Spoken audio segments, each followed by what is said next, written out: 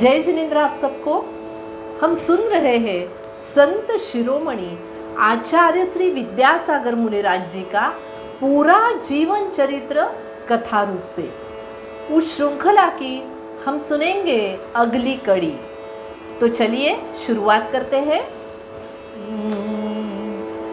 श्री विद्यासागर जी के चरणों में झुका रहा अपना माथा, जिनके जीवन की हर चर्या बन गई स्वयं ही नवगाथा।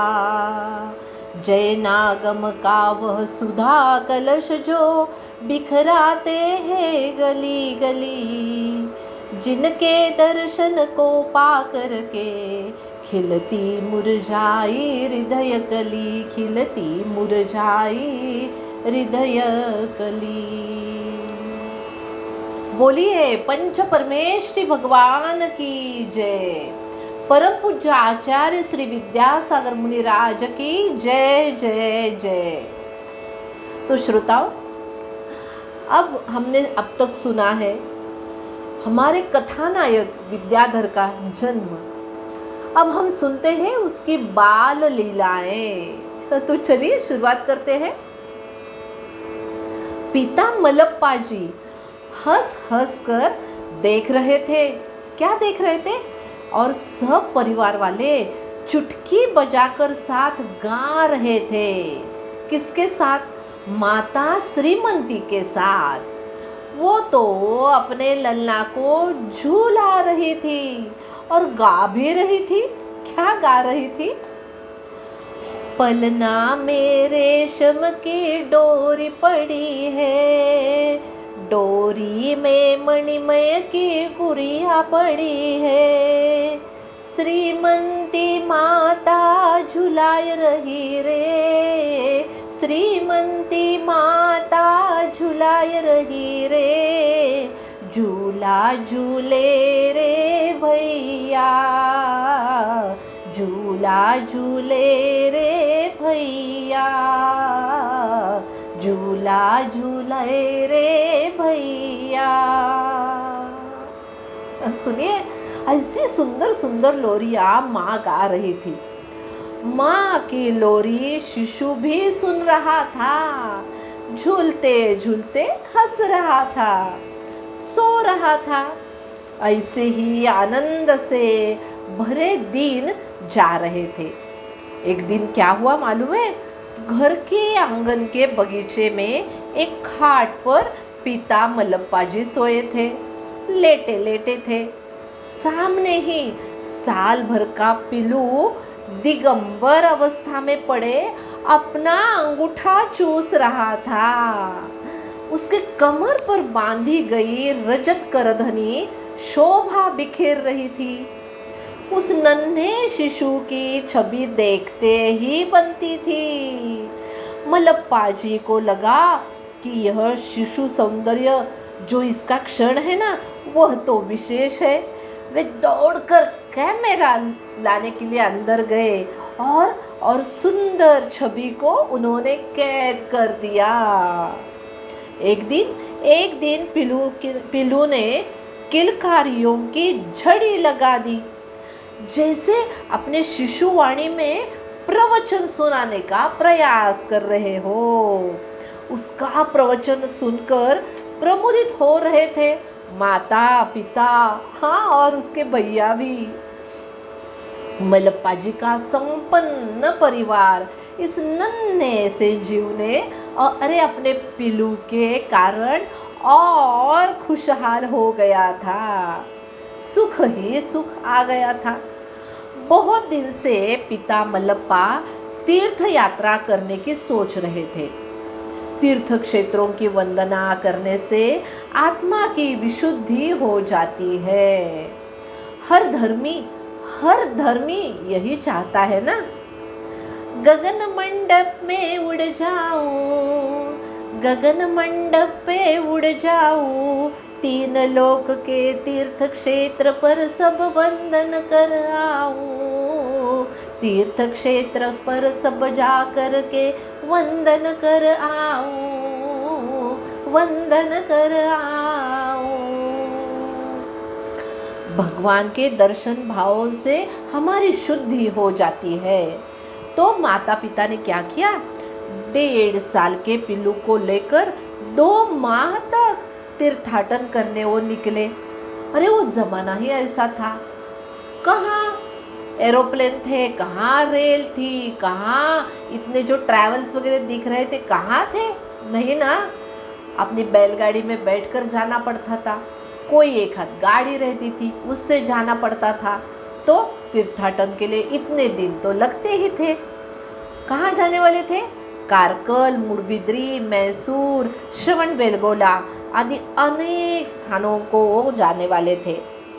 एक जगह पर दर्शन पूजा करके माता पिता क्षण भर विश्राम लेने लगे।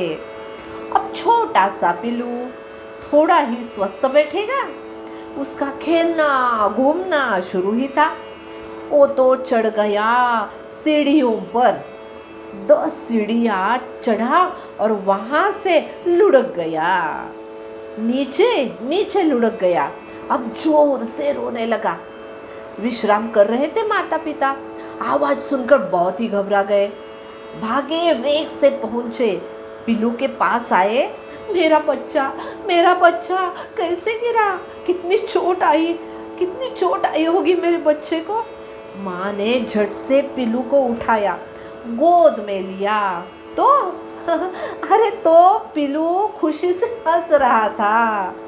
चकित हो गई माँ, उसे गले से लगाते बोली, बड़ा नटखट है, नटखट कहेगा।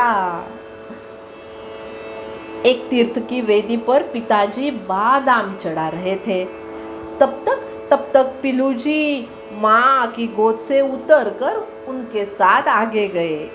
माँ ने कहा, बोलो बोलो भगवान की जय, भगवान की जय। तो छोटा सा नन्हा सा पिल्लू अपने तोते सी मीठी आवाज में बोला, दे दे, और खुश होकर वेदी पकड़कर खड़ा रहा। वेदी पर चढ़ाए जो बादाम थे उनको उठाकर उसने रख ली। कहाँ रख ली, अपने शर्ट की जेब में। सामने खड़े माता पिता यह देखकर चकित हो गए। पिल्लू ने बादाम जेब में रखी, मुख में नहीं डाली। पिल्लू जी तो ते ते बोलने में मस्त रहे थे। दोनों को भी ये ते ते बहुत पसंद आई। माँ तो काफी देर कर जय बुलाती रही और नजर बचाकर उसकी जेब से बादाम निकालकर वापस उसने वेदी पर रख दी। और उधर पिल्लू का शुरू ही था भगवान को देख के ते ते यानी जय जय। बड़ी भक्ति से तीर्थ यात्रा करके तीनों घर लौट आए। जीवन में तीर्थ वंदना से शांति आती है, हमारा मन शांत हो जाता है, गाता रहता है। क्या गाता है, अंतर में आनंद आयो रे, अंतर में आनंद आयो रे, जिनवर दर्शन पायो मैंने, जिनवर दर्शन पायो। भव आताप नशाओ रे, भव आताप नशायो रे, आत्म दर्शन पायो जी मैंने, आत्म दर्शन पायो जी। हर भक्त का यही हाल होता है ना। अरे हमारे भवाताप को नाश करने के लिए तीर्थ यात्रा करना बहुत बहुत जरूरी है ना। आपको भी ऐसा ही लगता है ना। अब देखो पिल्लू 2 साल का हो गया पर कुछ खाता नहीं था, थोड़ा नरम गरम रहने लगा। केवल गाय का ही दूध पीता, तो उसकी विशेष देखरेख आवश्यक हो गई। तो बारी बारी से उसे खिलाते पिलाते खिलाते रहे माँ पिता। तब वर्षा ऋतु थी, जब जब जगह जगह कीड़े पतंगों का जोर हो गया था। एक दिन पिल्लू एक हाथ दहलीज पर रखकर दूसरे हाथ से अंगूठा चूस रहा था, बड़ी आनंद से। परिवार के लोग तो अपना अपना काम कर रहे थे। इतने में पिल्लू का जोर से चीखने का, रोने का आवाज आ गया। सब दौड़ते दौड़ते आए। माँ ने उसे गोद में उठाकर छाती से चिपका दिया। तभी महावीर भैया चिल्लाए, अप्पा जी, बिच्छू बिच्छू, वो देखो बिच्छू। अरे बिच्छू पिल्लू को डस कर दहलीज से चिपका बैठा था। नन्हा सा पिल्लू अभी तड़प रहा था। माँ रो रही थी, पिता भी घबरा गए थे। महावीर भैया हकीम को बुलाने दौड़े। जहर चढ़ गया था। नन्हा सा जीव चीखते चीखते बेहोश हो गया। हकीम ने औषध तो दिया, सारी रात पिल्लू माँ की गोद में रोते सिसकते रह गया। सुबह हो गई। सुबह हुई तो छोटा सा पिल्लू जागा। और जागा तो हंसते हुए ही जागा। मुस्कुरा रहा था, वो खेल रहा था जैसे कि कुछ हुआ ही नहीं था। उसे हंसते देख कर सारा परिवार भगवान जी का जय जयकार करने लगा, जय जयकार करने लगा। हाँ, उनका आशीर्वाद था तो ही इतना बड़ा संकट टल गया था। कैसे नहीं टलता, आप ही बताओ। कई जन्मों के पुण्य का संचित कर जन्मा था ना यह बालक, हमारा कथानायक नन्हा सा ये पिल्लू।